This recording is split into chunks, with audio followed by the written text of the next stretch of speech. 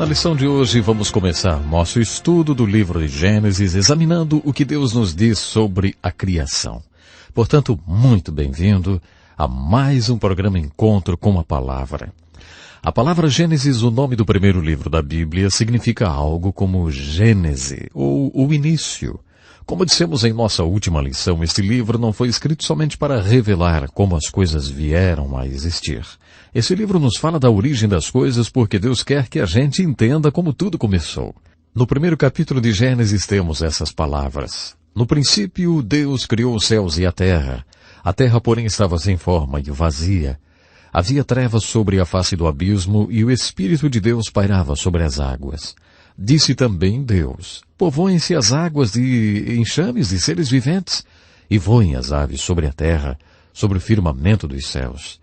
Criou, pois, Deus os grandes animais marinhos e todos os seres viventes que rastejam, os quais povoaram as águas, segundo as suas espécies. E todas as aves segundo as suas espécies também. E viu Deus que isso era bom. Também disse Deus, façamos o homem à nossa imagem, conforme a nossa semelhança. Tenha ele domínio sobre os peixes do mar, sobre as aves dos céus, sobre os animais domésticos, sobre toda a terra e sobre todos os répteis que rastejam pela terra. Criou Deus, pois, o homem à sua imagem. A imagem de Deus o criou. Homem e mulher os criou.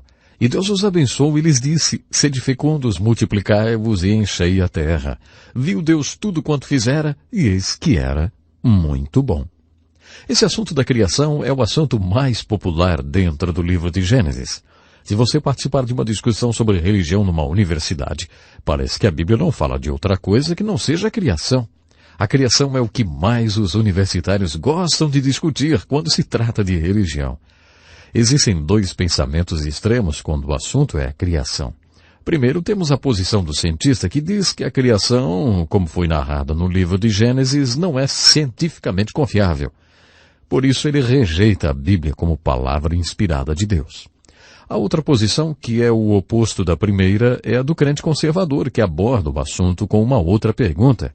A ciência é biblicamente confiável? E dizem mais, a Bíblia não está sujeita a julgamento. A ciência é que está. A questão aqui não é se a Bíblia é científica, mas sim se a ciência é bíblica. Esta é a questão. A Bíblia e a ciência são compatíveis quando a Bíblia aborda um assunto como a criação? Esta é a verdadeira questão aqui, e é uma questão muito popular. Precisamos colocar algumas coisas em perspectiva agora. Primeiramente, se você pensar em termos de ciência e em como um cientista é, se você pensar sobre os métodos do cientista como ele próprio os define, você pode chegar a algumas conclusões. Você vai acabar chegando a essa pergunta, será possível um cientista crer em Deus e continuar sendo um cientista? Baseado na maneira com que os cientistas definem por conta própria os parâmetros dos métodos da ciência, nós temos aqui uma questão interessante. Com certeza, um cientista pode ser teísta. Muitos cientistas são teístas devotados. Mas baseado na definição que eles próprios têm do método científico, parece que quando um cientista é teísta, ele não está sendo científico ou não está sendo teísta quando é cientista. Teísta é aquele que acredita em Deus. Os cientistas lidam com dados ou fenômenos que podem ser observados. Eles lidam com dados que podem ser estudados objetivamente. Baseados nas observações desses dados, eles fazem experimentos. Em seguida, eles tiram conclusões e fazem aplicações. É isso que significa ser científico e utilizar métodos científicos. Há um senso comum, novamente, de que quando um cientista expressa a fé, ele não está sendo científico. A Escritura diz em Hebreus, capítulo 11, verso 6, sem fé é impossível agradar a Deus, porquanto é necessário que aquele que se aproxima de Deus creia que Ele existe. Esse verso não diz que, a menos que você seja um cientista, você não poderá agradar a Deus, e nem que você só pode se aproximar de Deus se você for um cientista. Deus não tem um plano especial de salvação para cientistas. Os cientistas têm de chegar a Deus do mesmo jeito que todo mundo tem, pela fé. E a fé que nos leva a Deus e torna possível, então, que venhamos ter uma vida que agrade a Deus. A fé é um dom de Deus. Novamente, deixa eu dizer o seguinte, baseado na maneira com que alguns cientistas escrevem o funcionamento dos métodos científicos, quando o cientista recebe o dom da fé, como qualquer outra pessoa, quando ele crê no sobrenatural, quando ele chega a conhecer a Deus e viver uma vida que agrade a Deus, quando ele chega a isso, ele não está sendo científico, literalmente falando. Veja, Deus é um espírito, e aqueles que o adoram e chegam a conhecê-lo, conhecem e adoram a Deus na dimensão espiritual da vida. Esse não é o método da ciência. Resumindo, quando abordamos o assunto da criação através de um ato direto de Deus, quando falamos sobre o assunto Deus, quando mencionamos o sobrenatural, a revelação e o milagroso, não estamos no campo da ciência. Qualquer cientista pode lhe confirmar isso. Considerando tudo isso, eu gostaria de traçar alguns paralelos. Acho que existem alguns paralelos muito interessantes entre o que o Gênesis diz sobre a criação e a origem de tudo e o que muitos cientistas acreditam sobre a origem de todas as coisas. Eu creio que há vários paralelos aqui e ali e muitas diferenças agudas.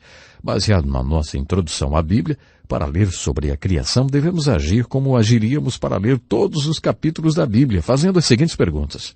O que está escrito? O que quer dizer? E o que significa para mim? Ao responder a primeira pergunta, o que está escrito sobre a criação, uma das palavras que você deve estudar e observar cuidadosamente é a palavra traduzida como criar ou criou. Essa é a palavra hebraica bara. E essa palavra bara, a palavra usada para criar, só é encontrada 3 vezes nesse relato da criação. No princípio Deus criou, e depois na água ele cria, e depois ele cria o homem. No princípio houve um ato de bara, ou criação. E como resultado desse primeiro ato de criação, tivemos o firmamento, que significa o universo e a terra. Essa terra tem o poder de produzir toda a vida vegetal. Tudo o que veio depois foi um resultado daquele primeiro ato de criação, ou bara. O segundo ato de criação acontece na água e é encontrado no verso 21 do capítulo 1 de Gênesis. O resultado desse segundo ato de criação é a vida animal. Depois veio o terceiro ato de criação que trouxe as pessoas à terra. Mas vamos observar um detalhe. Entre esses 3 atos de bara, ou criação, o relato do Gênesis sobre a criação usa palavras que realmente poderiam ser descritas como desenvolvimento e mudança. Está escrito, no princípio Deus criou os céus e a terra.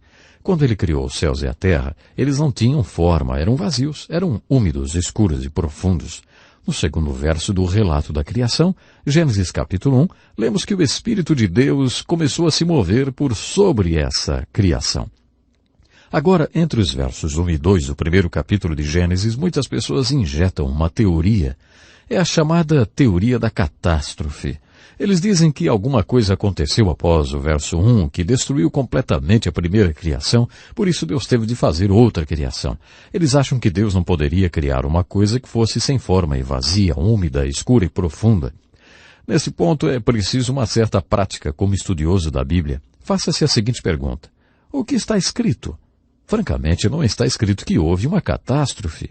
E também não diz que algo aconteceu com aquela criação que a deixou sem forma e vazia. Diz ali que ela era sem forma e vazia. Era um caos, como dizem os teólogos. E diz ali, e isso realmente está escrito, que o Espírito de Deus começou a se mover sobre essa criação e a desenvolvê-la, e a manipulá-la e a transformá-la. Em Gênesis 1, entre os versos 1 e 21, lemos palavras como dividida, reunida e apareça. Por exemplo, lá diz que a terra seca apareceu. A terra seca não foi criada quando ela apareceu. Ela foi criada no princípio e aparentemente estava debaixo d'água. Em um certo momento, quando Deus dividiu as águas das águas, a terra seca apareceu. É interessante que os cientistas, como paleontólogos e geólogos, têm certeza que a Terra inteira esteve debaixo d'água, e é interessante como a ciência faz um paralelo, neste ponto, com o relato do Gênesis. A palavra bara, ou criar, significa fazer alguma coisa a partir do nada. Não havia absolutamente nada, então Deus fez esse bara. Essas palavras em Gênesis, depois do verso 1 até o verso 21, são palavras que significam isso, mudar a forma daquilo que já existe. Isso não é criação, de acordo com a palavra hebraica bara. O primeiro ato de criação, apesar de ter produzido o universo, a terra e toda a vida vegetal, não produziu vida animal. Portanto, foi necessário outro ato de bara na água. Novamente, os cientistas parecem ter muita certeza de que a vida animal começou na água. E é isso que o relato de Gênesis diz, exatamente.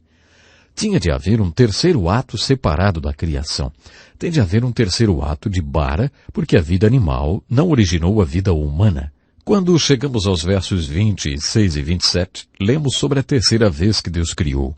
O resultado desse terceiro ato de criação foi o homem. Quando estudamos seriamente o relato de Gênesis sobre a criação verso por verso, e então consideramos a tese do evolucionista ateu, notamos que o relato de Gênesis preenche 3 lacunas da teoria da evolução. Por 3 vezes o relato de Gênesis diz, Deus criou. Nesses 3 lugares em que o Gênesis nos diz que Deus criou, o evolucionista ateu luta para apresentar respostas às suas 3 lacunas vazias. Leia o primeiro capítulo de Gênesis e observe cuidadosamente a história da criação. Deus criou, e Ele ainda pode criar hoje. Ele quer criar em você um coração novo. Se você está acompanhando o programa, achou tudo muito interessante, mas acha que se você morresse hoje não iria para junto de Deus, porque Ele ainda não criou um coração novo em você, sabe, eu quero lhe convidar para que você fale com Deus agora. Diga comigo, Deus, eu sei que eu preciso do teu poder de criação na minha vida. Deus, Criador do céu e da terra, eu quero te conhecer. Eu quero que seja criado em mim um novo coração. Me ajude, Deus, me ajude a seguir o teu caminho. Se você fez essa oração, entre em contato conosco hoje mesmo. Queremos mostrar como você pode conhecer o Criador do Universo, como seu Pai Celestial. Seria bom você fazer algumas observações quando ler o primeiro capítulo de Gênesis e estudar a criação à luz desse livro, a fim de chegar a certas conclusões interessantes. Observe primeiramente o seguinte, o relato da criação de Gênesis registra tudo o que existe hoje. Tudo é resultado de 3 atos principais de criação da parte de Deus.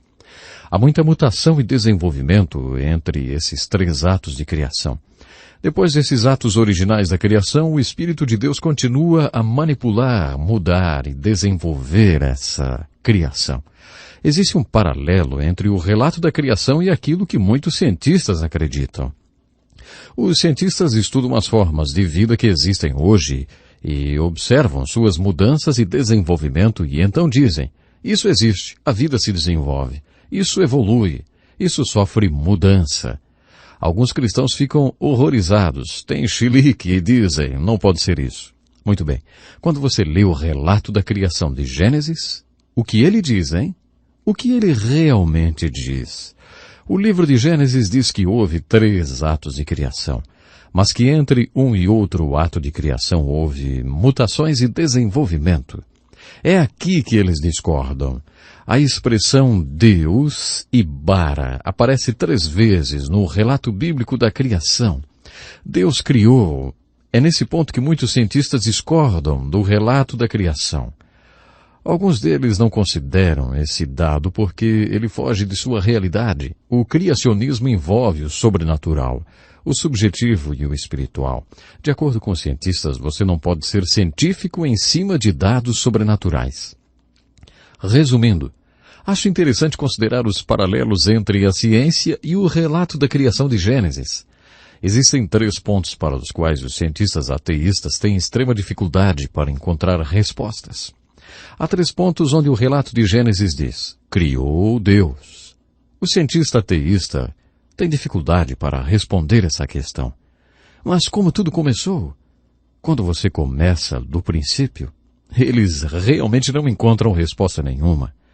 Lembro-me que certa vez participei de um seminário numa conhecida universidade e um renomado cientista estava dando uma palestra. Quando ele disse, nós chegamos nos gases. Aí eu levantei a minha mão e ele me olhou através dos seus óculos fundo de garrafa e disse, não me pergunte de onde vêm os gases, hein? Bom, era exatamente essa pergunta que eu ia fazer. Você está vendo? Todos eles, todos os cientistas param na questão de onde tudo se originou. De onde tudo começou? Esse é o ponto onde a Bíblia diz, Deus. Deus criou. A Bíblia diz que houve um Big Deus, e que esse Big Deus criou. E foi assim que tudo começou. Esse Big Deus criou. É mais fácil crer no Big Deus do que crer no tal de Big Bang. Os cientistas não conseguem encontrar uma resposta para a pergunta: mas como tudo começou? Eles não conseguem responder. O segundo ponto para o qual os cientistas não encontram resposta é: como a vida vegetal evoluiu para a vida animal? Não está faltando só um elo. Há 3 elos faltando, e esse é o segundo deles. Mais uma vez a Bíblia diz: Deus. Foi um ato de Deus. Houve um ato de criação. Depois, o elo que está faltando é: como a vida animal se tornou vida humana?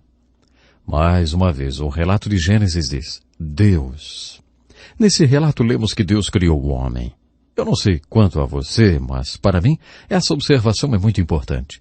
Nos 3 pontos para os quais os cientistas não têm resposta, o livro de Gênesis nos responde. É fascinante observar as antigas teorias sobre as origens. Não é incrível que 3.300 anos antes de Darwin, o autor de Gênesis tenha dito: a vida muda e desenvolve? Isso é muito interessante. A Bíblia é o livro sobre redenção. Mais uma vez, existem 1.189 capítulos na Bíblia e apenas 1,5 capítulo fala sobre a criação. A criação não é uma disciplina da ciência. Essa questão pertence ao campo da teologia, ou talvez, se você quiser, poderá enquadrar a criação no campo da filosofia. Poderá chegar à mesma conclusão do filósofo e dizer: eu não sei nada sobre a criação. Você não sabe nada sobre a criação. Ninguém sabe nada sobre a criação. Mas é inteligente pensar sobre isso. O livro de Gênesis começa nos dizendo que a questão da criação pertence a Deus. Deus criou. Apenas Deus estava lá. Só Deus sabe. Portanto, a única pessoa que pode chegar perto de alguma conclusão sobre as origens é o profeta que tem a revelação de Deus. É exatamente o caso de Moisés. Moisés foi um profeta. Ele subiu o Monte Sinai 3 vezes e ficou lá 40 dias e 40 noites sem comer e disse: Deus, eu quero uma palavra sua mais do que eu quero comer. E Deus deu a ele uma revelação.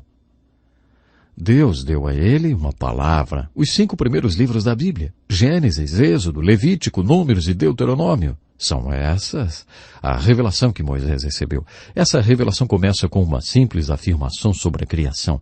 Essa afirmação é uma revelação de Deus. Mesmo sem pretender esgotar a matéria da criação, creio que ela diz a verdade sobre as origens e que será confirmada como verdadeira. Quando a questão é criação, temos 2 posições completamente opostas. Francamente, eu não quero ser forçado a optar por nenhuma das 2. Por outro lado, temos os crentes conservadores que dizem que se você crê na Bíblia, então tem que acreditar que a Terra possui apenas 6.000 anos de existência e que o homem também só existe há 6.000 anos. Você não tem que acreditar que a Terra e o homem existem há 6.000 anos para crer na Bíblia, porque a Bíblia não fornece nenhuma data. Se Deus pôde criar Adão como adulto, ele pôde criar um universo adulto, é lógico.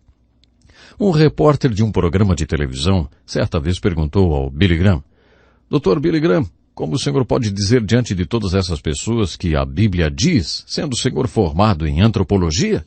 Ele respondeu: olha, para mim não há problema algum. Existe um problema para você?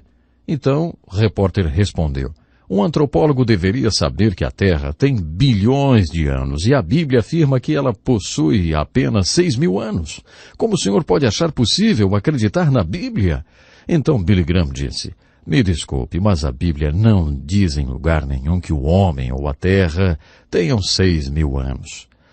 Aí então o repórter falou: Dr. Graham, que idade o senhor acha que a Terra tem? Ele respondeu: acho que a Terra é muito, muito velha. Essa foi uma ótima resposta.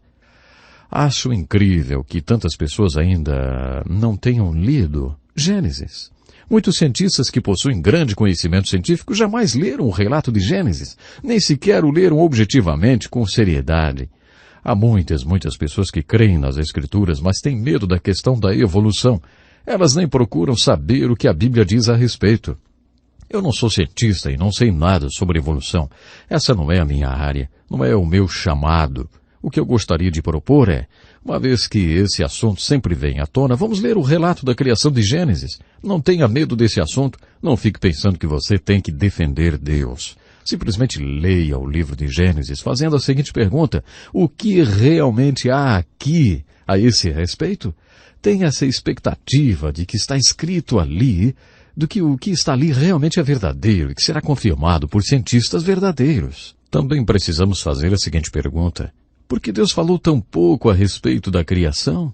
Bom, não é porque ele achasse que nos devia alguma explicação. Deus sabia que um dia chegaríamos à conclusão de que nós próprios precisamos de um ato de criação dentro dos nossos corações. Deus sabia que isso aconteceria conosco, assim como aconteceu com Davi. Depois que Davi cometeu um sério pecado, ele fez essa importante oração: Deus, mostra-me a verdade a respeito do meu homem interior. Quando Deus mostrou a ele a verdade sobre o seu interior, Davi fez essa oração, na qual usou a palavra bara. Cria em mim, ó Deus, um coração puro e renove em mim um espírito reto. O que ele estava realmente dizendo era: Deus, se o Senhor não operar o milagre de criação no meu coração, eu vou pecar outra e outra vez. Eu preciso de um ato de criação no meu interior. A resposta à oração de Davi é o novo nascimento. E Jesus fala sobre isso. Sim, Jesus estava falando quando afirmou: não te maravilhes de eu te dizer, necessário vos é nascer de novo. O que é nascido da carne é carne. Você tem que nascer de novo. Precisa de um ato de criação. Quando os apóstolos comentaram os ensinamentos de Jesus sobre o novo nascimento, eles se referiram à criação. Paulo diz: se alguém está em Cristo, nova criatura é. E mais, somos criação de Deus e criados em Cristo Jesus. As pessoas que nasceram de novo experimentaram um ato de criação e, como resultado desse ato de criação, elas são criação de Deus. Eu creio que Deus deseja realmente que percebamos a nossa necessidade de um ato de criação dentro de nós. Você já experimentou esse novo nascimento? Pense nisso, hein? Bom, até o nosso próximo programa. Este é um estudo escrito pelo Dr. Dick Woodward, na voz do pastor Edson Bruno. Até o nosso próximo encontro com a palavra.